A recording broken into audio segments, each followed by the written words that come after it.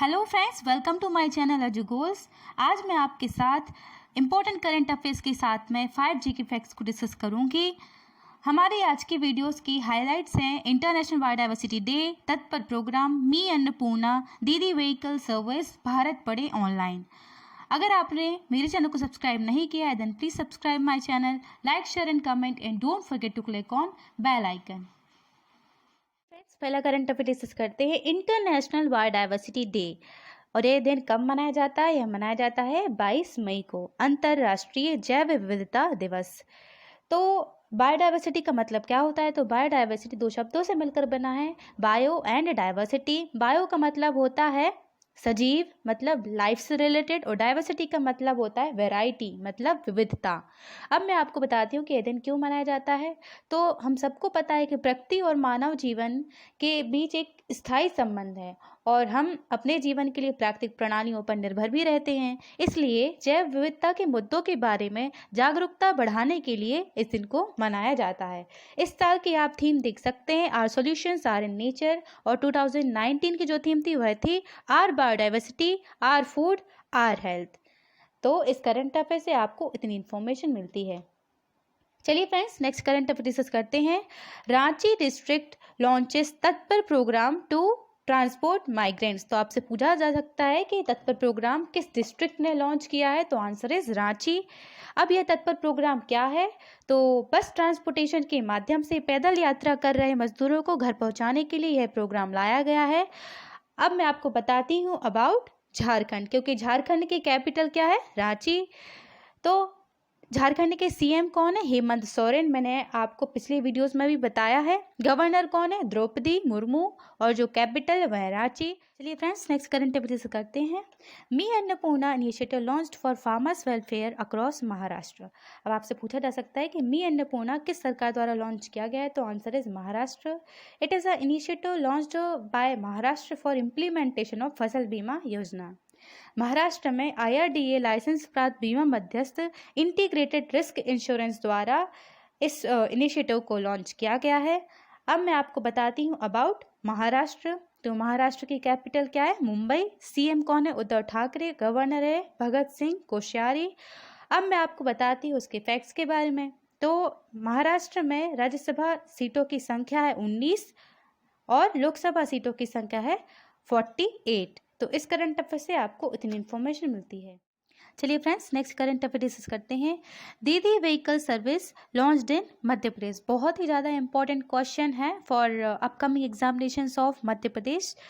ठीक है, तो अब यह दीदी व्हीकल सर्विस क्या है? तो मध्य प्रदेश की आदिवासी बहुल झाबुआ जिले में कहाँ शुरुआत की गई है? झाबुआ जिले में ग्रामीण आजीविका मिशन की महिलाओं द्वारा दीदी वाहन सेवा की शुरुआत की गई, जिसमें सुरक्षित प्रसव की सेवा दी जाएगी। अब हम बात करते हैं मध्य प्रदेश की। तो मध्य प्रदेश से रिलेटेड आज मैं आपको 5 फैक्ट बताऊंगी। अगर आपको पता है तो आप मेरे साथ साथ रिपीट करें। मध्य प्रदेश के प्रथम मुख्यमंत्री का नाम है पंडित रविशंकर शुक्ल। प्रथम राज्यपाल कौन है? डॉक्टर पट्टाभी सीतारमैया। प्रथम न्यायाधीश है मोहम्मद हिदायतुल्लाह। प्रथम विधानसभा अध्यक्ष हैं कुंजीलाल दुबे। और प्रथम महिला राज्यपाल हैं सुश्री सरिला ग्रेवाल। तो इस करंट अफेयर से आपको इतनी इन्फॉर्मेशन मिलती है। चलिए friends, next current affair discuss करते हैं। Airtel Africa with UNICEF extends e learning support to students. अब एयरटेल अफ्रीका क्या है? तो एयरटेल अफ्रीका एक टेलीकम्युनिकेशन कंपनी है जिसने पार्टनरशिप की है यूनिसेफ के साथ। यूनिसेफ क्या है? तो यूनिसेफ का फुल फॉर्म होता है United Nations International Children's Emergency Fund. और इसके जो प्रेसिडेंट है वह है रबाब फातिमा, और इसका जो हेडक्वार्टर है वह है न्यूयॉर्क। हाल ही में दोनों ने पार्टनरशिप की है to provide e learning support to students, और साथ ही साथ उनको कैश असिस्टेंस भी दिया जाएगा। तो इस करंट अफेयर से आपको इतनी इन्फॉर्मेशन मिलती है। चलिए friends, next current affair discuss करते हैं। According to ICRA, India GDP to contract by 5%। तो अभी कोविड-19 की वजह से सभी देशों की जो GDP है दिन पर दिन डाउन होती जा रही है। तो अभी ICRA ने भी हाल ही में अनुमान लगाया है India GDP to contract by 5%। अभी ICRA क्या है? तो ICRA का फुल फॉर्म होता है investment information and credit rating agency. आप इसको नोट डाउन कर सकते हैं। और यह क्या है? तो यह एक जॉइंट वेंचर है between Moody's and various Indian commercial banks and financial service company. अब मूडी क्या है तो मैं आपको इसके बारे में अपने पिछले वीडियोस में बता चुकी है, तो आप जाके देख सकते हैं। अब ICRA का हेडक्वार्टर कहाँ है, तो इसका हेडक्वार्टर गुरुग्राम हरियाणा में, और इसके जो डायरेक्टर वह हैं अरुण दुग्गल। तो इस करंट अफेयर से आपको इतनी इन्फॉर्मेशन मिलती है। चलिए friends, next current affair discuss करते हैं। Union HRD minister launches IGNOU's online masters programme in Hindi. अब ये इग्नू क्या होता है, बहुत से लोगों ने नाम सुना होगा। इग्नू का फुल फॉर्म होता है Indira Gandhi national open university. इसके अंतर्गत काफ़ी सारे ऑनलाइन प्रोग्राम्स चल रहे हैं, और साथ ही में यूनियन HRD मिनिस्टर जिनका नाम है रमेश पोखरियाल, उन्होंने हाल ही में एक और प्रोग्राम लॉन्च किया है जिसका नाम है MA इन हिंदी। मतलब जिनको हिंदी में MA करना है बस इस ऑनलाइन कोर्स को ज्वाइन कर सकते हैं। इसके माध्यम से फेसबुक द्वारा लाइव सेशंस दिए जाएंगे। चलिए अब मैं आपको बताती हूँ अबाउट रमेश पोखरियाल। ये कौन है, ये हमारे HRD मिनिस्टर हैं, और इनकी जो कॉन्स्टिट्यूंसी है वह है हरिद्वार उत्तराखंड। तो इस करंट अफेयर से आपको उतनी इन्फॉर्मेशन मिलती है। चलिए friends, next current affair discuss करते हैं।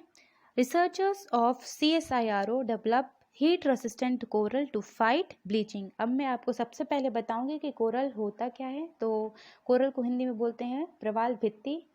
प्रवाल भित्ति समुद्र के भीतर स्थित प्रवाल जीवों द्वारा छोड़े गए कैल्शियम कार्बोनेट की बनी हुई होती है, जो कि तापमान में वृद्धि के साथ साथ धीरे धीरे समाप्त होते जा रहे हैं। तो CSIRO ने डेवलप किया है heat resistant coral which can fight bleaching.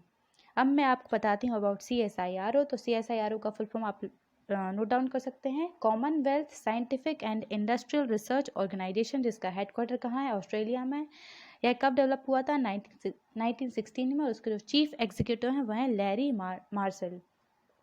अब मैं आपको एक और फैक्ट बताती हूँ, ग्रेट बैरियर रीफ कहाँ है, यह है ऑस्ट्रेलिया में। ठीक है, तो यह दुनिया का सबसे बड़ा कोरल रीफ है। कोरल रीफ का एक सिस्टम है जिसका नाम है ग्रेट बैरियर रीफ। बहुत से एग्जाम में आया हुआ है। इसका जो एक्सटेंट है अप्रोक्स है 2300 किलोमीटर। तो इस करंट अफेयर से आपको इतनी इन्फॉर्मेशन मिलती है। नेक्स्ट करंट अफेयर डिस्कस करते हैं। Ruskin Bond's new book hope on my adventures on boats trains and planes. बहुत ही इंटरेस्टिंग बुक लग रही है, और इस बुक को रिलीज़ किया गया है 86th बर्थडे किसका, रस्किन बॉन्ड का।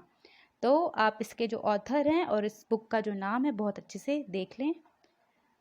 चलिए friends, next current affair discuss करते हैं। Union minister doctor Harshvardhan participates in NAM health ministers meeting through video conference. तो NAM सबसे पहले पता करते हैं NAM क्या होता है। तो नॉन अलाइंड मूवमेंट, और इसकी जो मीटिंग हुई है वर्चुअल कॉन्फ्रेंस हुई है, उसमें पार्टिसिपेट किसने किया है, यूनियन मिनिस्टर डॉक्टर हर्षवर्धन। यह कौन है, ये हमारे हेल्थ मिनिस्टर हैं, और साथ ही साथ इनको WHO का कार्यकारी बोर्ड का अध्यक्ष बनाया गया है, और इनके जो अध्यक्ष बनने की जो सीमा है वह है 1 साल की। तो 1 साल के लिए WHO के कार्यकारी बोर्ड के अध्यक्ष कौन बने हैं, doctor Harshvardhan.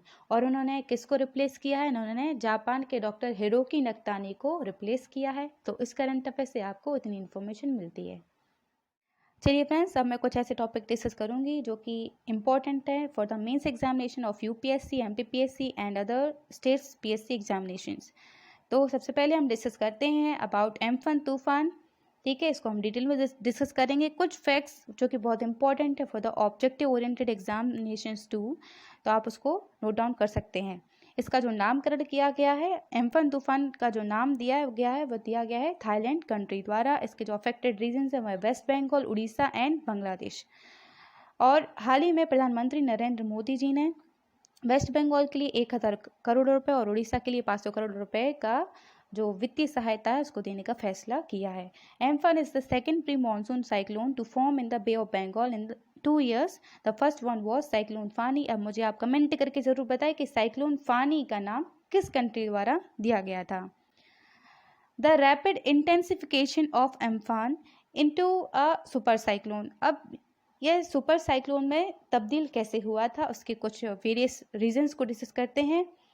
High sea surface temperature, enough moisture in the middle layer of the atmosphere, and third one is low vertical shear winds।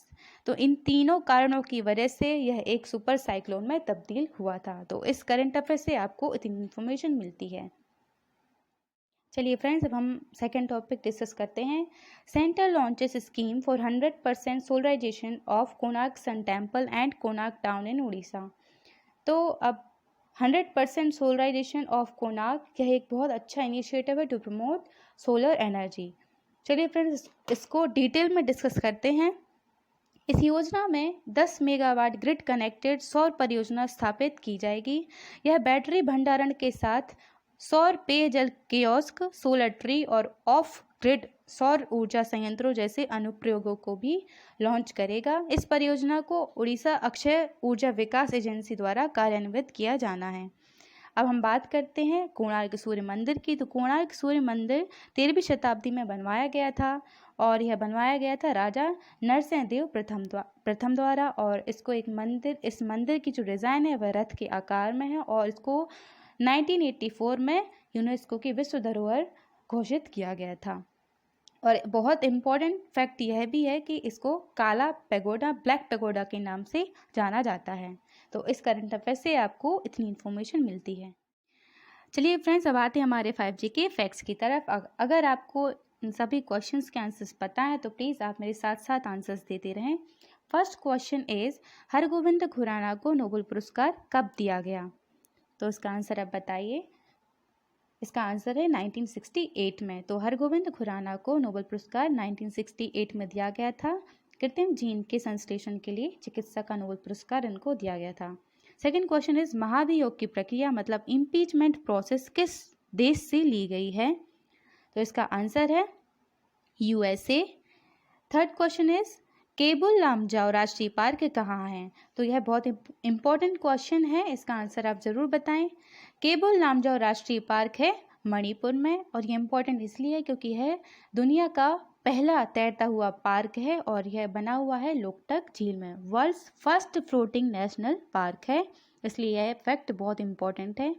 Next question is, भूमध्य सागर की कुंजी किसे कहा गया है? तो यह भी बहुत से एग्जाम में आया हुआ है। भूमध्य सागर की कुंजी कहा गया है जिब्राल्टर को, ठीक है, जिब्राल्टर जल संधि को। Next question is, the last supper नामक चित्र के रचयिता कौन है? बहुत ही फेमस पोर्ट्रेट है ये, एक चित्र है ये, द लास्ट सपर उसका नाम है। इसके रचयिता कौन है? तो इसके रचयिता हैं लियोनार्डो दा विंची। तो आई होप आपको आज के फैक्ट्स अच्छे लगे होंगे। These are the answers of 5G के facts. Thank you friends for watching my video. आज का वीडियो आपको कैसा लगा यह कमेंट करके आप मुझे ज़रूर बताएं। अगर आपने मुझे इंस्टाग्राम पर फॉलो नहीं किया then please follow me on Instagram.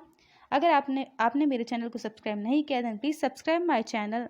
और अगर आपको इस वीडियो की PDF फाइल चाहिए है तो आप मुझे टेलीग्राम पर भी ज्वाइन कर सकते हैं। इन सभी की लिंक्स मैंने डिस्क्रिप्शन बॉक्स में अवेलेबल कर दी हैं। Thank you so much guys, take care of your self.